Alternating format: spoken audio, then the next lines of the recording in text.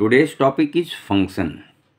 Definition of function is a relation f from a set A to a set B is said to be a function if every element of set A has one and only one image in set B.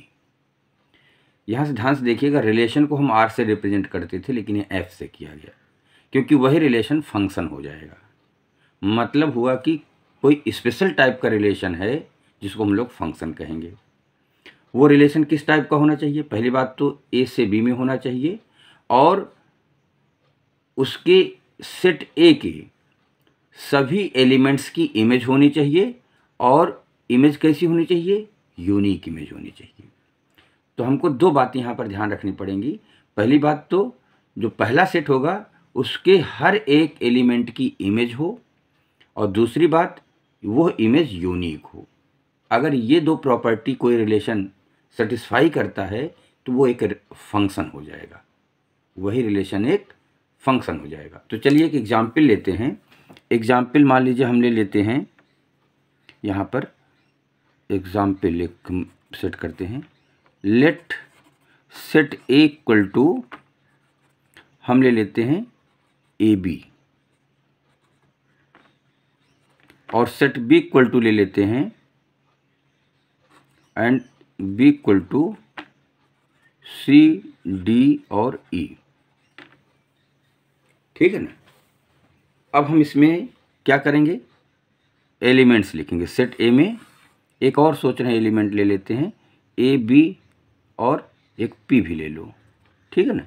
3 element ले लेते हैं जिसमें हमारे elements कौन कौन से? ये set ए है, इसके एलिमेंट्स क्या हो गए? ए हुआ, बी हुआ और पी हुआ। सेट बी में हमारे कौन से एलिमेंट्स हैं?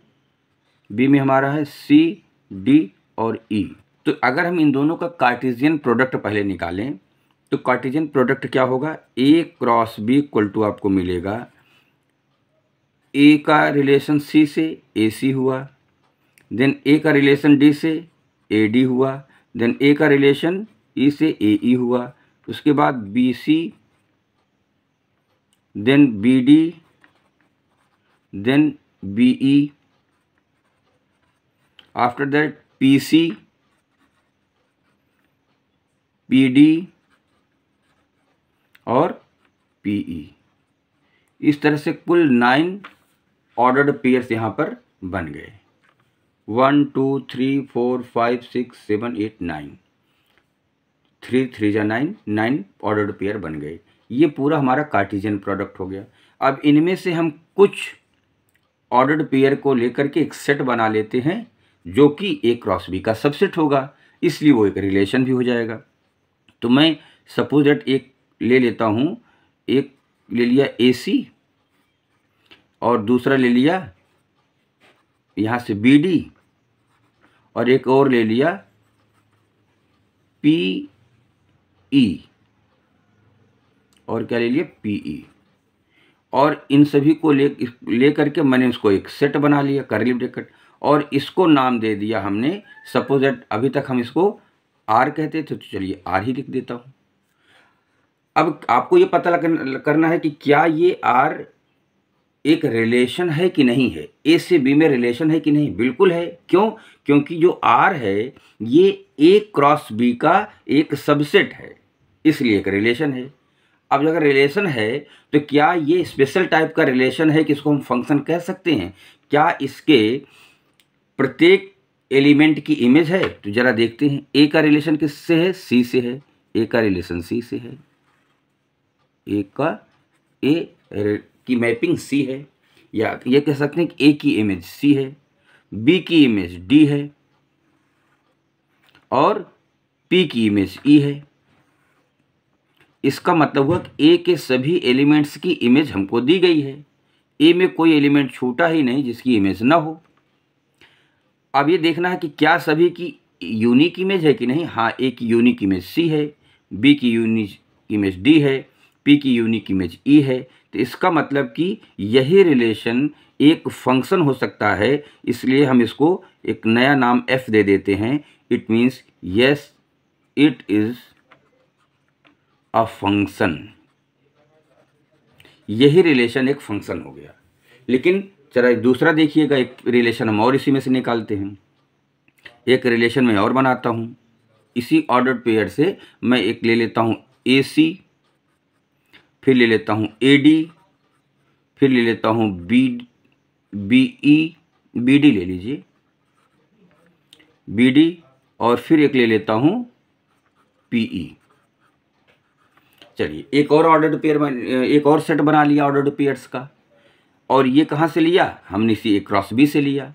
तो क्या ये एक रिलेशन है कि नहीं? बिल्कुल रिलेशन है, क्योंकि R is the subset of, इसको R1 कहा था, इसको R2 कह देते। R2 is the subset of A cross B, that's why it is a relation. लेकिन क्या ये रिलेशन फंक्शन होगा कि नहीं होगा? तो चलिए मैं इसकी मैपिंग पहले आपको दिखाता हूँ। पहले मैं इसकी मैपिंग करके दिखाता हूँ। यहाँ पर क्या हुआ? A B P, यहाँ क्या हुआ? C D E। पहली बात देखिए, A का रिलेशन किससे है? C से है। यहाँ क्या A का A की मैपिंग क्या है, या A की इमेज क्या है? D है, यहाँ से D कर दीजिए। और B की मैपिंग क्या है? B की D है, B की D कर दीजिए। और P की क्या है? P की E है, E कर दीजिए। अब क्या देख रहे हैं आप? क्या ये डेफिनेशन के हिसाब से सही है? डेफिनेशन में कहा गया था कि इसकी सभी की मैपिंग हो गई, वो तो ठीक है, सबकी मैपिंग हो गई। लेकिन जो एलिमेंट A है, इसकी दो इमेज बन रही हैं। A की इमेज C भी है और A की इमेज D भी है। तो यहाँ पर फंक्शन गड़बड़, ये रिलेशन जो है ये यूनिकनेस को सेटिस्फाई नहीं किया। जो डेफिनेशन में लिखा था कि what should be set A has one and only one image, केवल यूनिक इमेज होनी चाहिए थी, वो यहाँ पर गलत हो रहा है। यहाँ पर A की दो इमेज मिल रही है, AC, और दो इमेज मिल रही है C और D। तो ये इसी वजह से ये फंक्शन, ये रिलेशन एक फंक्शन नहीं है। It is not a function. वो रिलेशन फंक्शन नहीं हो पाया। क्यों नहीं हो पाया? क्योंकि एक एलिमेंट की दो इमेज मिल गई। ध्यान से देखिए, A की C भी इमेज है और A की D भी इमेज है। तो इससे एक आइडिया और लग गया कि अगर ऑर्डर्ड पेयर हमको दिखाई पड़े तो ऐसे ऑर्डर्ड पेयर जिसके फर्स्ट एलिमेंट कॉमन हो जाएं, जिसका मतलब कि वो रिलेशन फंक्शन नहीं हो सकता। हमेशा ऑर्डर्ड पेयर को देखिए, फर्स्ट एलिमेंट उनके कॉमन नहीं होने चाहिए। अब बात आती है क्या सेकंड एलिमेंट कॉमन हो सकता है? सेकंड एलिमेंट कॉमन हो सकता है। चलिए इसका एक एग्जाम्पल ले लेते हैं, इसका एक एग्जाम्पल सेट करते हैं। एक और एग्जाम्पल यहाँ बनाते हैं R3 के लिए। R3 में हम कुछ यहीं एक कार्टेशियन प्रोडक्ट से कुछ एलिमेंट्स लिखते हैं। जैसे हमने लिख लिया AC, फिर लिख लिया BC,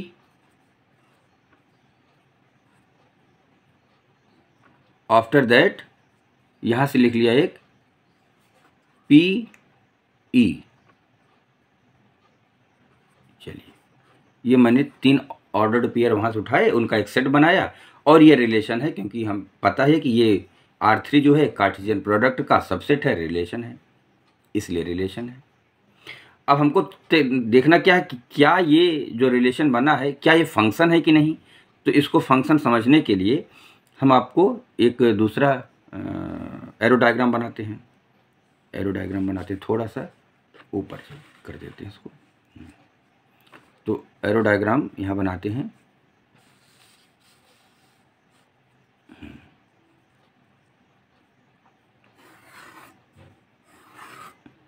ये सेट A है, ये सेट B है, A B P, और इधर C D और E एलिमेंट्स हैं। अब जरा देखते हैं इसका कहाँ से हमने जो क्वेश्चन लिया था। R3 कहाँ बना है? R3 ऊपर है, तो R3 ही तो है। हाँ देखिए, A की इमेज क्या है? C है, A की इमेज C है।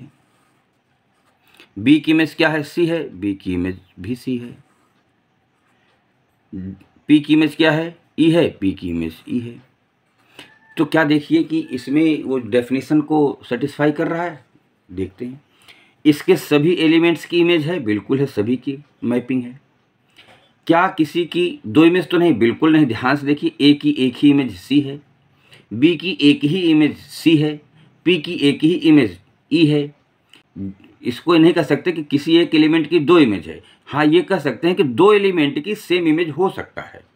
तो यहाँ पर बहुत कन्फ्यूजन होता है। जैसे दोनों का एरो डायग्राम देखिए, यहाँ पर इसमें क्या था? एक की दो इमेज थी, यहाँ पर क्या है, दो एलिमेंट की एक इमेज, ये पॉसिबल है, ये पॉसिबिलिटीज है, ये फंक्शन होगा। Yes, it is a function, is a function. ठीक, ये फंक्शन है, ये वाला फंक्शन है। इस डायग्राम से कंफ्यूज मत होइएगा, क्योंकि यहाँ पर यूनिकनेस इमेज है, ए की एक ही इमेज वो सी है, बी की एक ही इमेज वो सी है, पी की एक ही इमेज ई है। इसमें एलिमेंट्स छूट सकते हैं, लेकिन इसमें एलिमेंट्स छूट नहीं सकते हैं। यही बेसिक डेफिनेशन ऑफ फंक्शन होता है। तो वही रिलेशन फंक्शन हो पाएंगे जिसके सेट ए के सभी एलिमेंट्स की इमेज होनी चाहिए, और दूसरी बात, वो इमेज यूनिक होनी चाहिए। अगर इन दो प्रॉपर्टीज को जो रिलेशन सेटिस्फाई करेगा वो एक फंक्शन कहा जाएगा। नाउ सी द नोट, एक नोट देखिए यहाँ पर। If f is a function from a to b and ab belongs to f, ab क्या है, ordered pair, ab belongs to f, then fa equal to fb लिखेंगे। ध्यान से देखिएगा, a डोमेन का एलिमेंट है, तो हम फंक्शन में a को पुट करेंगे, रिजल्ट क्या मिलेगा, b मिलेगा। तो लिखा कैसे जाएगा, fa इक्वल टू b, इस तरीके से, where b is called the image of A. ये जो बाद में लिखा है ऑर्डर पे, इसको क्या कहें, ये इमेज है किसकी, जो पहले एलिमेंट लिखा गया है। तो b is the image of a। ध्यान से देखिएगा क्या है, b is called the image of a under f, under f में है ना ये, तो अंडर f b a की इमेज है। एंड a को क्या कहेंगे, a is called the pre image of b under f, a is called the pre-image of b under f and b is called the image of a under f। ये दो basic चीज़ें जरूर समझ लेना चाहिए अच्छी तरीके से, ये फंक्शन में यूटिलाइज होगा। तो इस तरीके से ये पूरा फंक्शन का कॉन्सेप्ट रहा, कंप्लीट हुआ। आगे एक्सरसाइज में इसको अप्लाई करेंगे।